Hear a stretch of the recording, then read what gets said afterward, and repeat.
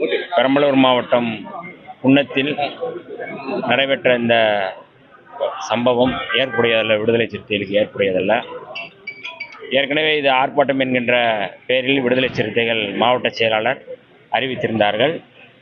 எங்களுடைய தலைவர் எழுச்சி தமிழர் தொல்காப்பியன் திருமாவளவன் அவர்கள் உடனடியாக மாவட்ட செயலாளரை தொடர்பு கொண்டு இம்மாதிரியான ஆர்ப்பாட்டம் தேவையில்லை என்று அறிவுறுத்தியிருந்தார்கள்.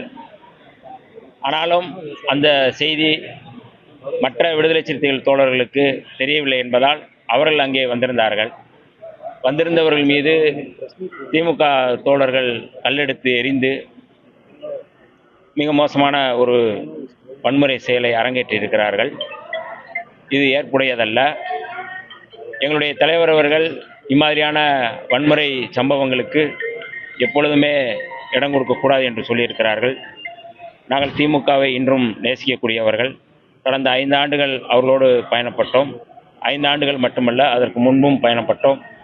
ஆகவே தனிப்பட்ட முறையில் மரியாதைக்குரிய அண்ணன் ராசா அவர்கள் விடுதலை சிறுத்தைகள் மீது என்ன வருத்தமோ கோபமோ தெரியவில்லை.